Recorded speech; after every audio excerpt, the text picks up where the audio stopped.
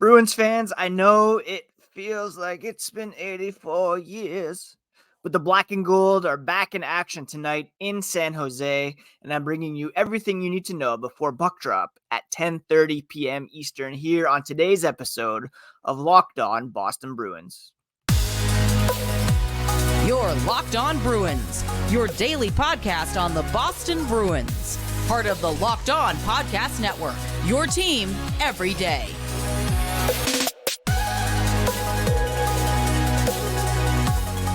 What is up, Bruins fans, and welcome back to the Locked On Boston Bruins podcast. I'm your host, Ian McLaren, and this is a daily show where we discuss all things Spoke to Be.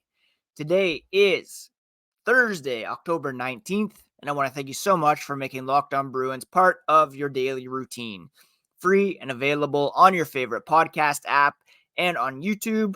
We're part of the Locked On Podcast Network, your team every day. And today's episode is brought to you by our friends at FanDuel,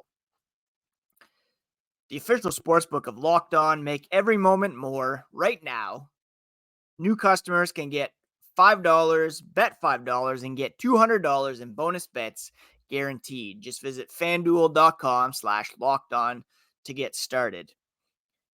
Feels like forever since the Bruins last played. It was just on Saturday. They're on the West Coast, beginning a 4-game road trip tonight in San Jose. We're going to preview the game, everything you need to know about the Sharks, who to watch on each team, and we're also going to touch on Taylor Hall's comments yesterday via Daily Faceoff in terms of how he felt after being traded to the Chicago Blackhawks. Quick reminder, you can find the pod on social media at Locked NHL Bruins. You can find me, my hockey thoughts and dad jokes at Ian C. McLaren.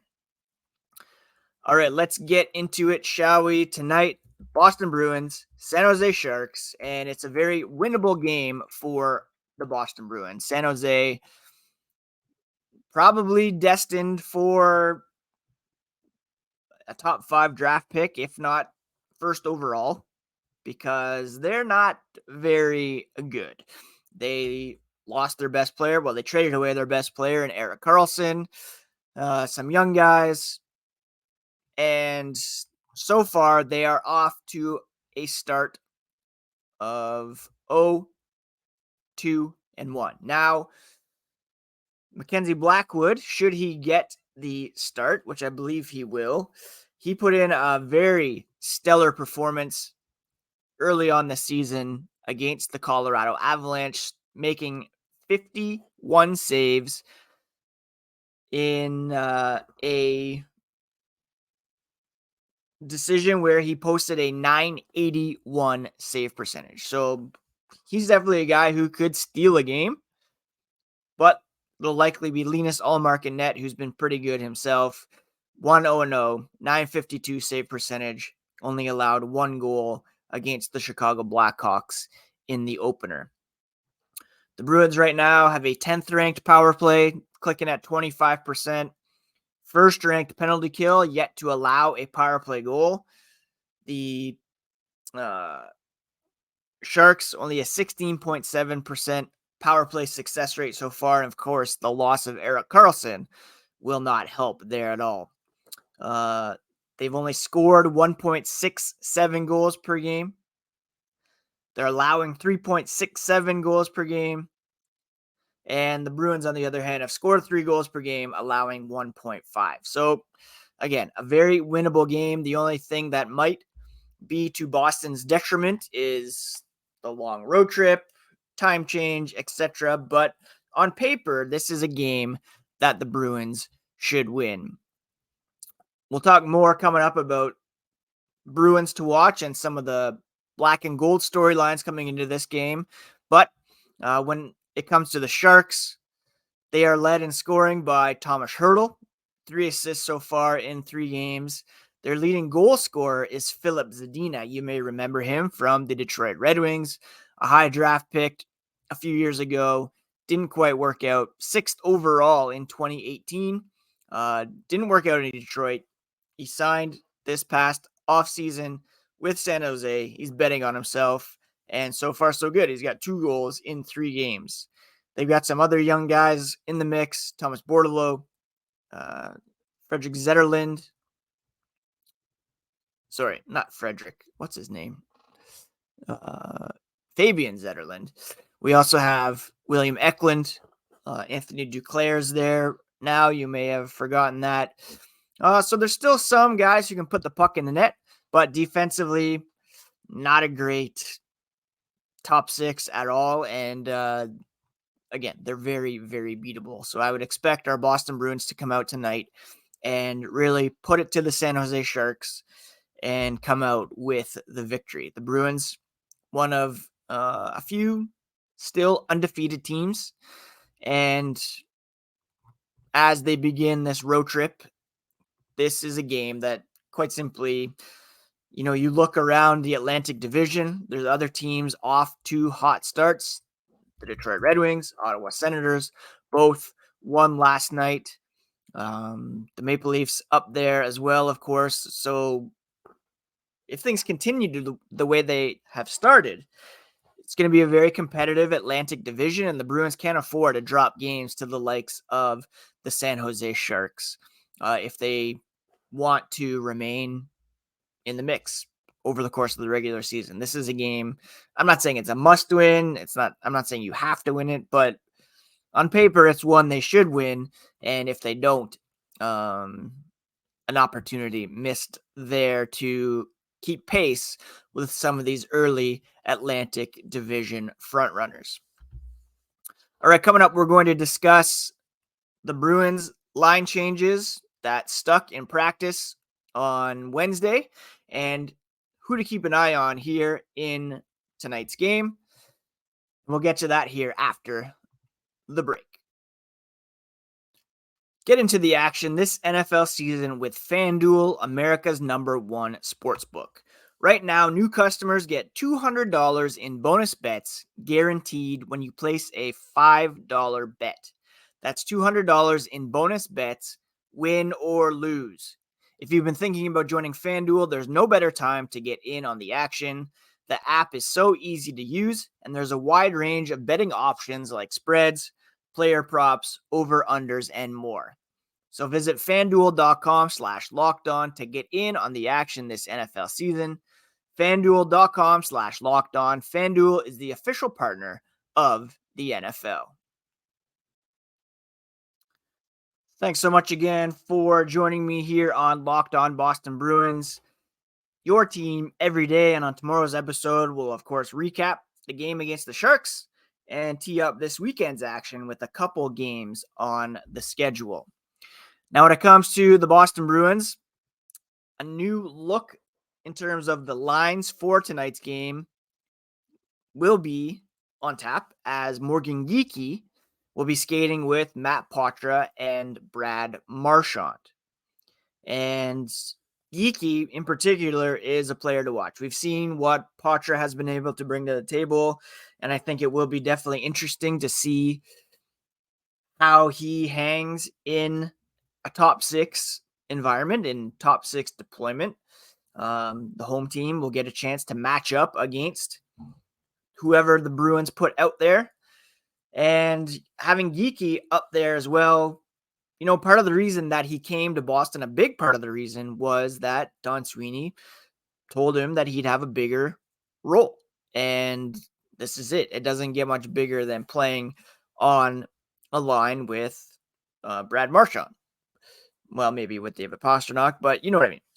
Geekie said there's a lot of things to be excited about. Marshy's a heck of a player and has shown what he can do for a long time.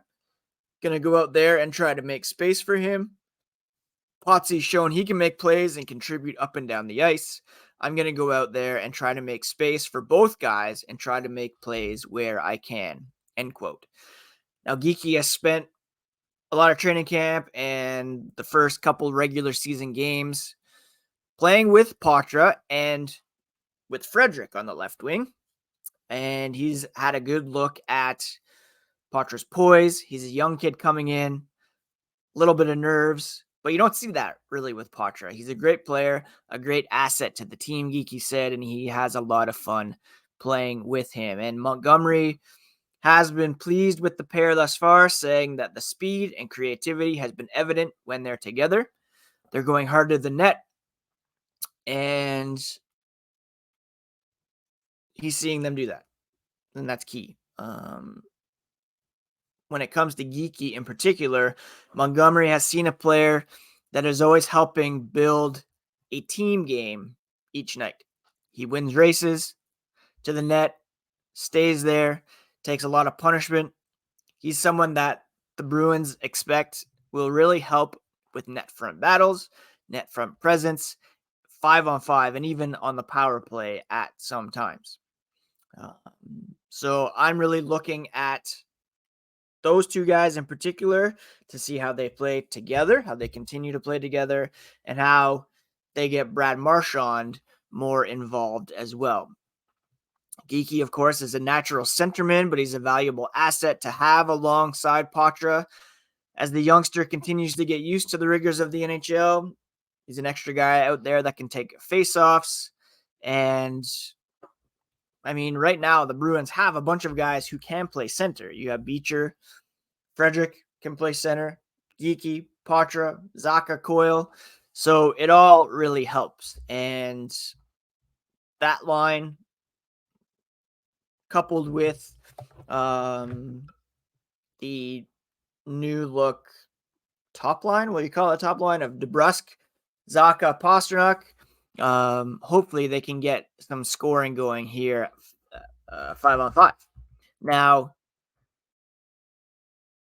Big DeBrusk, I think, is the third player for me that I'm going to be keeping an eye on in this game. He's been held off the score sheet so far. There's bigger expectations on him because of his semi-breakout last year. It wasn't, he wasn't popping 40 goals, but if he had been healthy, he would have gotten 30 for sure.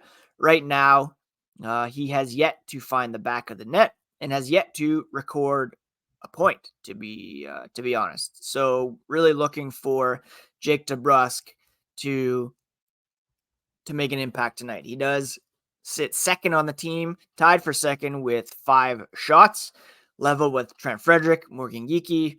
So as long as he keeps getting the puck on net, at some point, sooner than later, it's going to go in. And if he, back on his natural left side, can get it going with Zacha and Pastrnak, that could be a really fun line to watch. And I'd like to see them succeed here tonight. Now, Coyle, back at his third line center role where he's really excelled in the past, playing with Trent Frederick, James Van Riemsdyk, a pretty heavy line there. Will they have enough speed to hang with some of San Jose's youngsters? We'll have to wait and see. Fourth line remains intact.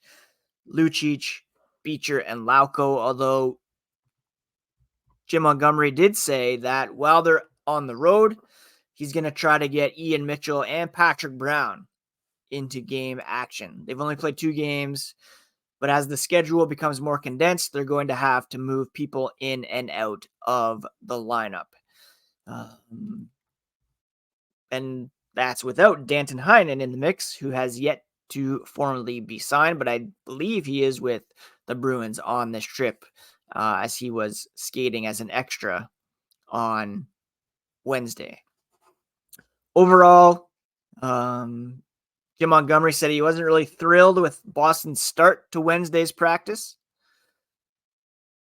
but they did spend the day before traveling across the country, so it was a bit expected, but still. After the first 7 minutes or so, the pace picked up. They started to have intensity, and that's what they're going to require to have any type of success tonight against the Sharks. It's probably a good thing that they're getting on the road. Montgomery believes there's been a lot of centennial festivities, a lot of ceremony, and it gives the guys a chance to bond, get some time together, have dinner together, play cards on the plane. They're creating memories, and it's a good opportunity, Geekie said, as a new guy coming in, to really get to know the team away from the rink. Again, you go to dinner, you see them at the hotel, on the plane. It's good for someone like him to see who they are off the ice. He's happy to be part of it and lucky to be a member of the Black and Gold and just keep learning and getting to know everybody. So that could really serve the Bruins well here as they get going. It's been a long stretch between games, big road trip here, and a lot of winnable games on the schedule here between San Jose, Anaheim. The Kings may be a bit tough. And then another game against Connor Bedard and the Chicago Blackhawks. And speaking of the Blackhawks, Taylor Hall had an interview with Daily Faceoff, and he had some interesting things to say about being traded. And we'll go through that here coming up in a moment. There's a lot of uncertainty in the world today, and it's important to be prepared. The Jace case is a personalized emergency medication kit that contains 5 essential antibiotics that treat the most common and deadly bacterial infections. You can also customize your case and add additional life-saving medication based on your unique needs. Jase Medical now offers customizability for your Jace case with dozens of add-on medications. Choose the medications that fit you and your family's unique needs. Jace is continually working to expand their offerings, and in those recent efforts, they have added ivermectin as an option as well. Now, go to jasemedical.com and enter code LOCKEDON at checkout for a $20 discount on your order. That's promo code LOCKEDON at jasemedical.com. Let's end today's podcast by discussing Taylor Hall, who had an interview the other day with Frank Saravelli of Daily Faceoff, talking about playing with Connor Bedard, but also the trade from Boston to Chicago this past summer. Saravelli wrote, Hall is playing for his 5th team in 5 seasons, but feels at home in Chicago, saying it's the most comfortable he's felt on any team he's joined. In the past, getting traded, especially for nothing in return, as the Bruins dumped his salary. Well, that's not entirely true. They have their 7th defenseman, Ian Mitchell. Might have eaten Hall up the way it did when Peter Chiarelli moved him to the Devils in exchange for Adam Larson. Hall said, quote, I didn't take the trade as hard as I would have in 2016. I would have loved to have stayed in Boston. I had a lot of time to digest this trade. I wanted a bigger role than I had last year in Boston, and I wasn't going to get that. It took me a couple days after the trade to see that. It's not all negative, so I tried to look at that and dig into that, end quote. Now, that's not necessarily true, I don't think, that he wouldn't have had a bigger role.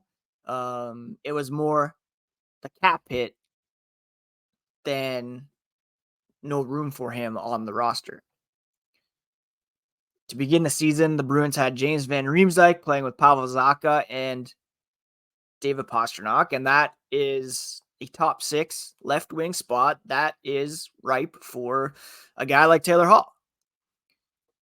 The reason he had a diminished role last year was because they were just so deep up front. He was playing on a 3rd line. I talked on the podcast that it was possible the Bruins had the best 3rd line in the NHL with Hall, Coyle, and Tyler Bertuzzi on there at the time.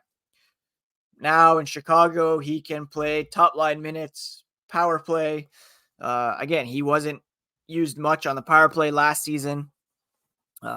Nick Foligno was getting a lot of power play time.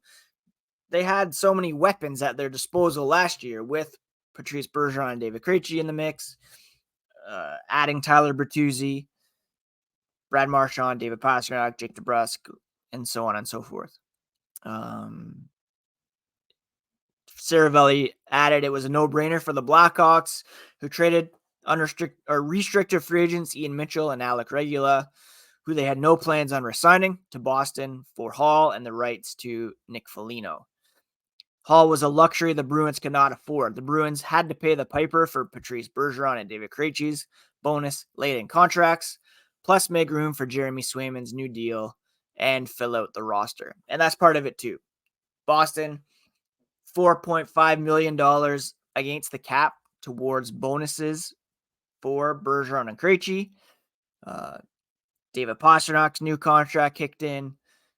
Jeremy Swayman got a raise. It was simply a cap dump. And it's unfortunate. I would have loved to have seen Taylor Hall remain in Boston for the duration of the contract that he signed with the Bruins. In a perfect world, he won a Stanley Cup and then was traded.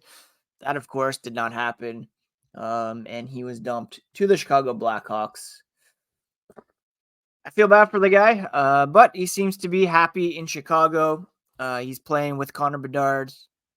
They're an up-and-coming squad, probably not a playoff team for a few years, so we'll see whether or not he sticks around after his contract is up. And as a reminder, he has, I believe, 2 seasons left on his deal at a salary cap hit of $6 million. He'll be 33 when his deal expires, almost 34. So, yeah, probably one deal left in him. And if he's able to succeed alongside Bedard, that will certainly help his prospects as a potential free agent in a couple years. Who knows? Maybe a return to Boston could be in his cards. Anyways, that's it for today's podcast, my friends. Thank you so much for joining me. Looking forward to seeing how the Bruins perform in San Jose. We'll be back tomorrow to recap that game and bring you all the latest on the black and gold here on Locked On Boston Bruins, part of the Locked On Podcast Network, your team every day.